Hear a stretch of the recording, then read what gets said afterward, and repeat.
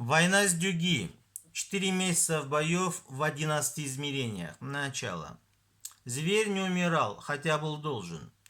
Дюги – это ставленник клоуна. Последний с 5-летнего возраста зверя после каждого намаза наносил удары насмерть, которые он считал молитвами, на деле же они были банальным низкопробным колдовством.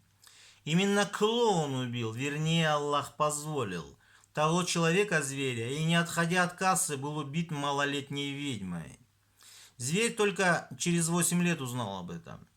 В этом заключался замысел Аллаха. Все это время зверь по глупости своей считал клоуна чуть ли не святым, пока после смерти последнего не услышал слова Че о нем, пахло так, как слова пренебрежения о шныре-стукаче. В итоге клоун оказался стукачом и уже томится в ожидании ада, иншаллах. Но он успел короновать вслед себе Дюги и Киборга, двух недалеких и недоделанных типов, которые себя еще за потомков пророка выдавали. Клоун при жизни тоже кидал недвусмысленные намеки на это. Козлы. Несколько лет назад в мае месяце состоялся разговор, на котором зверь получил приказ хозяина получить с Дюги компании. Пока я мешкал, думая, что они его потомки, пришло подтверждение от Аллаха. На этой встрече присутствовали еще двое, которые сидели на коленях, не поднимая головы. Их качнуло назад при приказе Аллаха зверю. Я, идиот, очень поздно понял, что эти двое, Хам и Яфет, тоже враги. Они постараются убить зверя позже, а он сломает им спины на том свете и опозорит перед Маля-Уля-Аля с отсрочкой на 1,5 века. А имаму Шамилю они всегда не нравились, но он ждал, пока я сам разберусь. Ничего, и Люциферу не сразу воздали.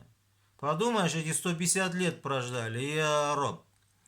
Глядя на фото Хама, все время видел страх в его глазах, но не понимал, в чем дело.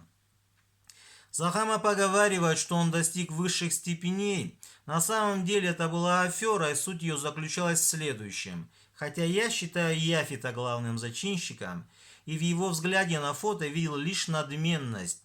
Больше досталось от меня в итоге, альхамдулилля.